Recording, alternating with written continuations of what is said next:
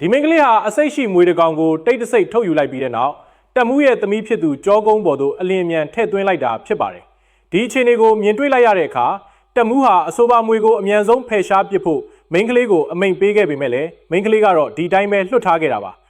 တက်မှုသမီးဖြစ်သူဟာအော်ဟစ်ရင်းမြေပြင်ပေါ်သို့ပြုတ်ကျသွားခဲ့ပြီးမွေကတော့အပြင်သို့ကိုယ်တိုင်ထွက်ခွာသွားခဲ့တာပေါ့မိန်းကလေးဒီပြုမှုဆောင်ရွက်ချက်ဟာတက်မှုကိုအလွန်အမင်းဒေါသထွက်သွားစေခဲ့ပါတယ်ဒါကြောင့်မလို့သူဟာအခြားသောပြည်တံကြအကျဉ်းသားတွေကိုထိမ့်သိမ်းထားလေးရှိတဲ့အန်ဒီရဲ့များလာတဲ့နေရာစီသို့သူမကိုပိတ်လောင်ထားဖို့တပည့်တွေကိုအမိန့်ပေးလိုက်ပါတော့တယ်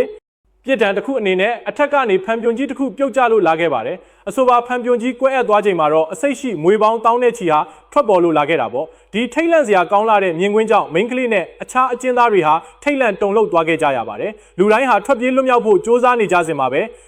နှေးကွေးလာတဲ့သူတွေဟာအဆိုပါမွေတွေတိုက်ခိုက်ခြင်းကိုခံလိုက်ကြရတာပါဒါကိုမြင်တွေ့လိုက်ရတဲ့အခါအကျဉ်းသားတဦးဟာထွက်ပြေးခြင်းကိုရပ်တန့်လိုက်ပြီးမိမိကံကြမ္မာကိုတည်ငြိမ်စွာနဲ့ပဲလက်ခံလိုက်ပါတော့တယ်။နောက်ဆုံးမှာတော့အသက်ရှင်ကျန်ရစ်သူ2ဦးမျှသာကျန်ရှိပါတော့တယ်။မိန်းကလေးဟာလေကားအတိုင်းအောင်မြင်စွာတက်ရောက်နိုင်ခဲ့ပေမဲ့လည်း